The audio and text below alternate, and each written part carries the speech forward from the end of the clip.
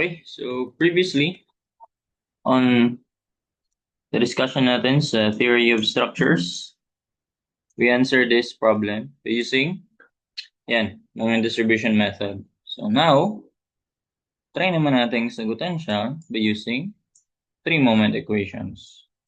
Check natin sino nga ba ang mas lamang.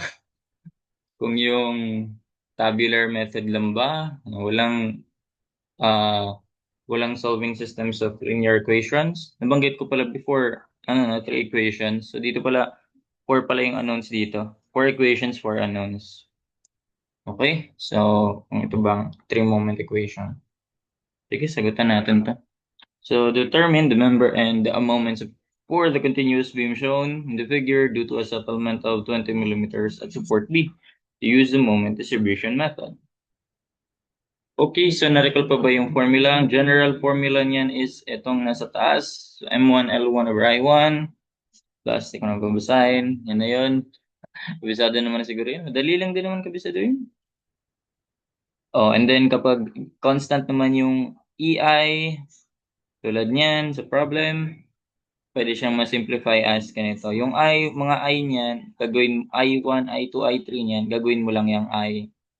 So, ibig sabihin, pwede mo siya ma-factor out, di ba? Pwede mo siyang ilabas, then i-multiply mo both sides by I. So, ayan. Tanggal na si I dito, mapupunta na siya dito. So, hindi ko nasulat pala dito, no? So, magiging final na niyan, ito ay 6 EI, tapos, ayun, H1 over L1 plus H2, H3 over L3. L2 pala. Wala palang L3. Ayan. Dali lang yan, kabisaduhin. Ito lang yung general. Kapag prismatic naman, same cross-section or same ng modulus, ano yun? Moment of inertia. So, M1 L1 plus twice ng M2 multiply by sum ng lengths, ng span, ng adjacent, and M3 L2, then yung three moment factors for left side, left span, tapos right span, then yung deflection kung meron. In this case, meron nga. Okay, so gamitin natin yan. Pero, ito pala, di ba ang ginagawa natin kapag fixed is ina-extend natin yan? Dadagdag tayo ng imaginary line. Dagdagan natin. I'll use this. Ayan. So, pag dinagdagan natin yan, in-extend natin yung line na yan, magkakaroon ka ng imaginary span, tapos zero moment. Zero moment naman talaga dun. Para lang maging continuous beam siya. Ngayon ginagawa di ba natin kapag fixed. Pag in-extend mo yan, magkakaroon ka ng another length dito. So, dito ay moment A prime. Tapos sa kabila naman, D prime. D prime. Yan. So, ibig sabihin, ito unang equation mo. Ito unang span. Ito pangalawang span. Ito tatlong. Ito pang-apat. So, 4 equations nga. 4 equations, 4 unknowns. So, ito lang naman yan. A, B, C, D lang naman ang unknowns dyan. Kasi ang A prime at D prime ay 0. So, for the sake lang na ma-express natin siya as systems of equations. 1, 2, 3, then 1, 2, 3. Kasi kapag ito lang ginamit natin, 1, 2, 3. So, una equation, tapos pangalawa equation. No? 2 equations lang, no? Di ba? So, ayun. Kulangin siya. Okay? Kaya, yung yung ginagawa natin kapag fixed. So, sige. First span. First condition natin. First two span. Tigda dalawa kasi. So, pangalanan natin yung A prime, A, B. Na span. A prime, A, tapos A prime, A, B. Okay, so rekta na natin. Kung kabisado naman yung formula. M1. Yan yung moment at A prime, which is, ayun nga, Ito yung M1, tapos ito yung M2, ito yung M3. Tapos ito yung L1, ito yung L2. Tapos, yung deflection dyan, wala. Ay, ito pala. Meron na sa dulo. Okay, ito na yung titignan natin pala. Copyin ko nga lang yan dito. Para ma-duplicate siya.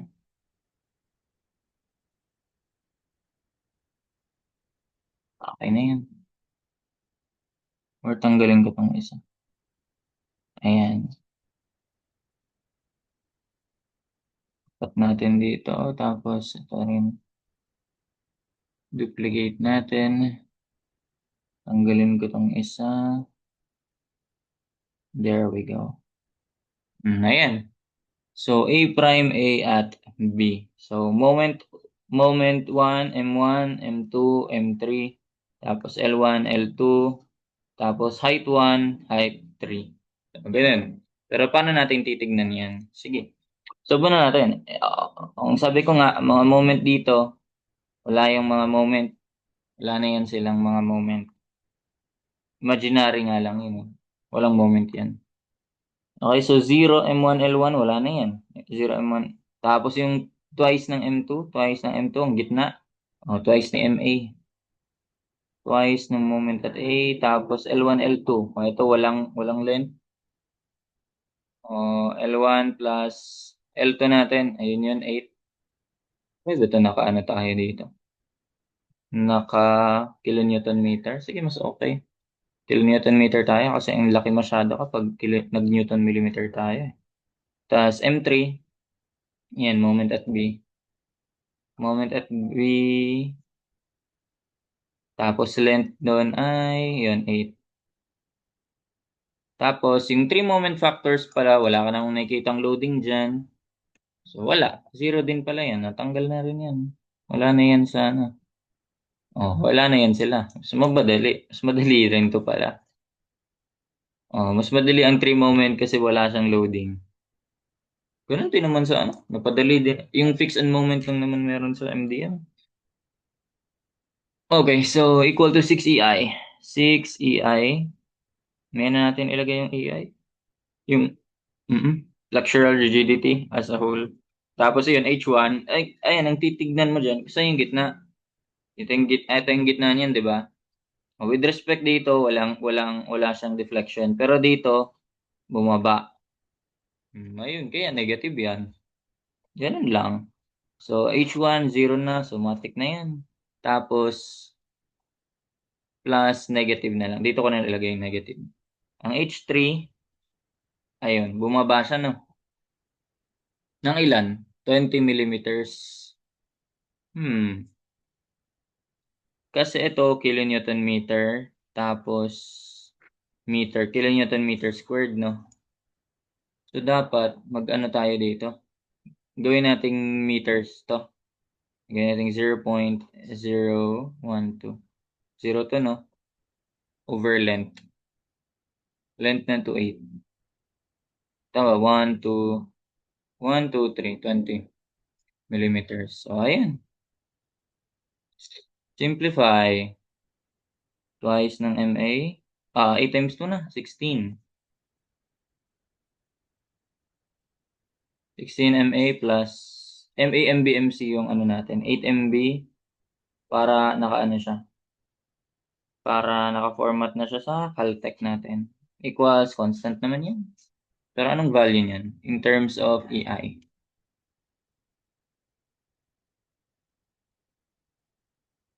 Anong value niyan in terms of EI? So 6 by 0.02 divided by 8. 0.015 EI. Sige. May na lang natin i-simplify yung EI. 0.015 EI. Okay. Yan yung first equation. Pangalawa, yung A, B, C. No? A, B, C. Ito naman, i-consider natin. Okay, ang first moment naman, yung moment na sa left. Kaya ganun sa ibang libro eh. Moment sa left, moment sa center, moment sa right. Moment sa left muna tayo, ganun na lang. So, moment sa left, ayun na. Moment at A na yan. moment at A times the length nun ay 8 meters. O, plus twice ng moment sa gitna. Moment sa gitna ay moment ni B. Tapos yung sum, 8 plus 8 na lang natin, 16. No? Plus moment ni C, MC, tapos yung length 9 ay 8. Wala ulit 3 moment factors.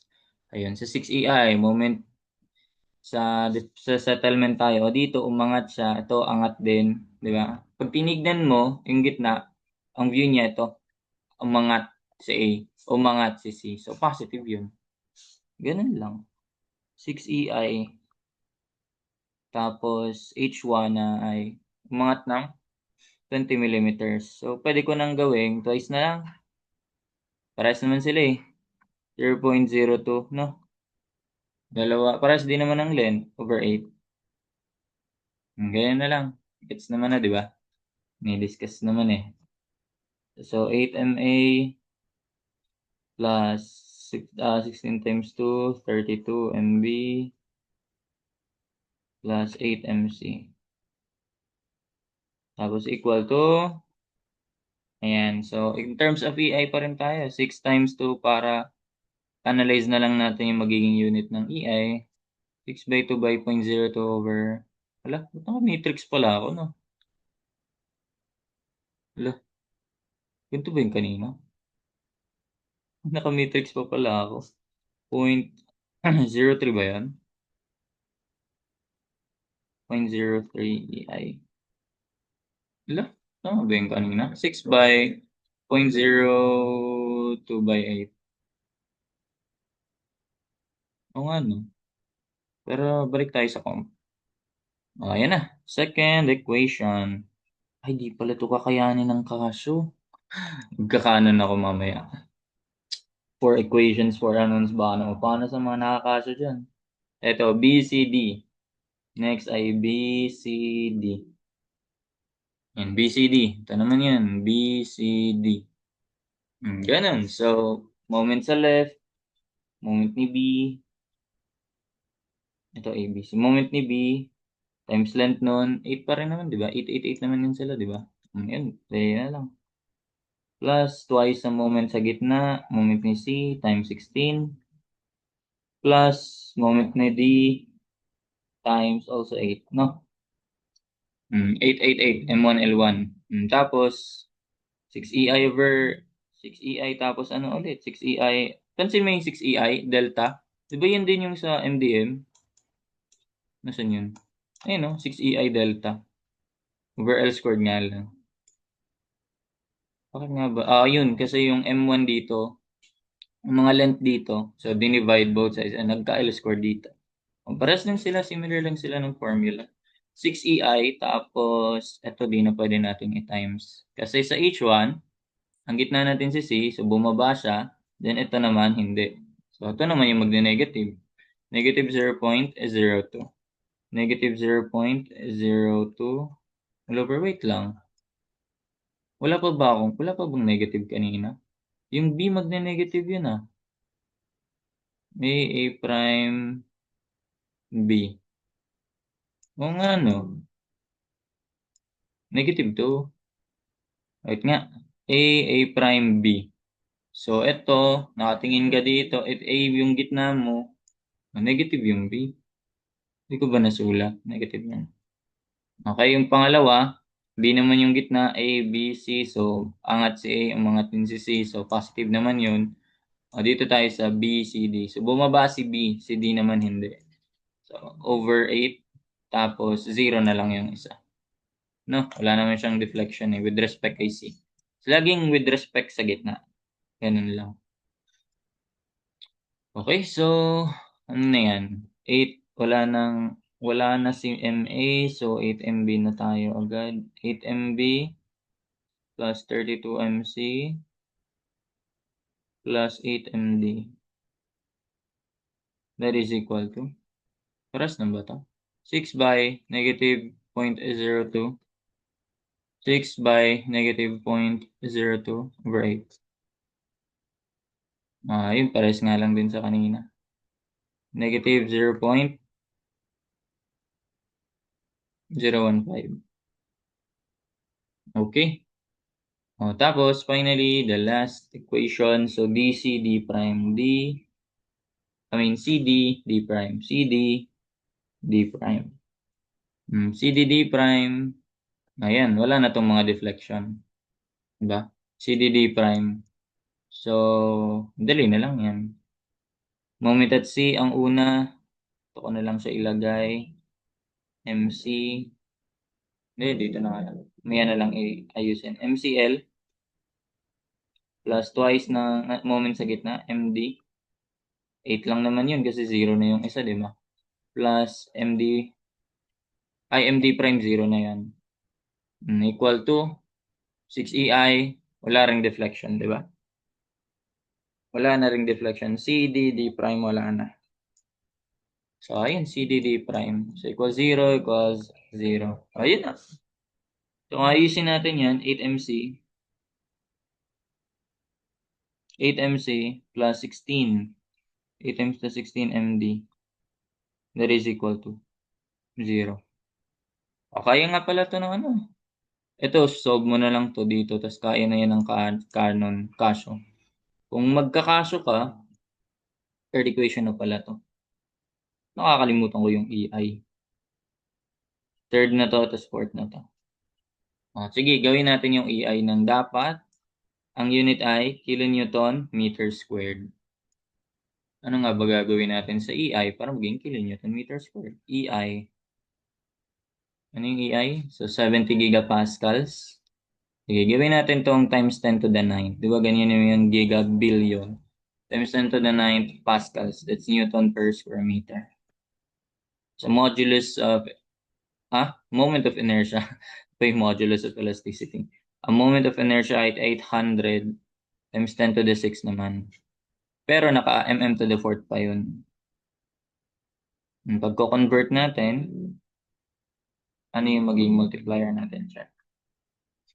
So, convert natin, so that will be, kapal naman. Naka 3 nga kasi.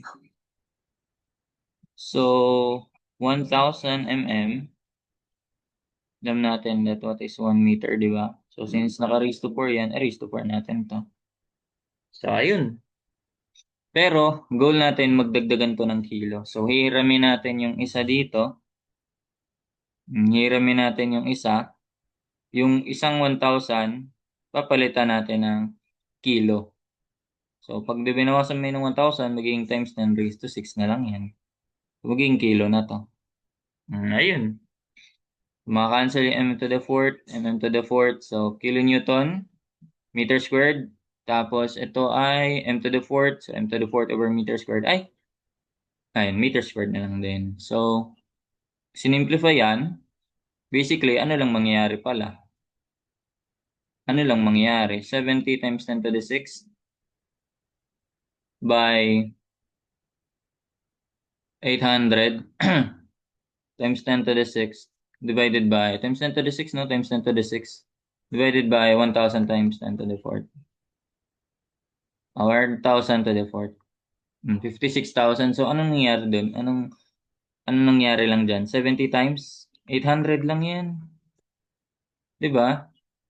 O, kasi tignan natin. Tignan natin yung 1 times 10 to the 6, Or 1 times 10 to the 6 by 1 times 10 to the 6 to the 12th yun, diba? Divided by 1,000 to the 4th. O, ayun, to the 4th din yan. To the 12th din yan, diba? 1 lang. Magkakancelan lang yan. Ganun mo lang siya i-analyze. Times 10 to the 6, times 10 to the 6, times 10 to the 12. So, ayun. Ibig sabihin, 70 times 800 lang yan. Kung gusto mong i-analyze yan, i-ano yan. Kung maka-encounter ka ulit niyan, 70 by 800 lang yan. That's the reason why ginawang ganito to, times 10 to the 6. Para erekta mo na yan, 70 by 800 lang ang EI. Naka-kilonewton meter squared na yun. 56,000 kilonewton meter squared. Ayun. So, pwede na natin yan. Lagay ko yan sa E. Kaya ba yan dito? Sige na, magkakanan nga ako. Kaya ba? Pakita ko rin paano siya gawin sa Casio. Pero magkanan muna tayo. For a while.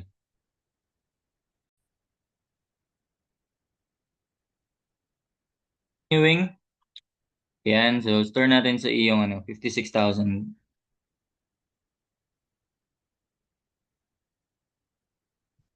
Okay. So, ayan. Mode, ano na lang tayo. Gamitin din natin sa Canon, what if 3 equations, 3 unknowns lang, or what if mag 5 na. So, turuan na yan ng technique. Paano? Okay, so mode 5 and 4 equations. 4 nga ba to? Okay. Okay, first equation, 16. For MA, MBI 8. Wala si C. Wala kay D. Tapos negative 0.015 EI. Okay? Second equation, 8 MA, 32 MB. Mas exact dito, no? Tingnan natin. Compare natin sa 8, 832.8. Tapos, ang D ay wala. Tapos, 0.03 EI. And then, 8 MB. Oops, walang A. A muna. Walang A. 8 MB. 32 MC. 8 MD. Tapos, negative 0.015 EI. And then, walang AMA, walang MB. Ito, madali lang kasi ma-simplify yung dalawa eh. Two equations lang yan, linear variable, in linear. Tapos 16 MD, tapos 0 AI. Ayun. Exact nga, negative 98, 91, negative 56, tapos 28. Angas. Mas exact siya. Kesa sa, kesa sa MDM, no? O, dito, nakuha mo pa yung tamang equation, tamang sign.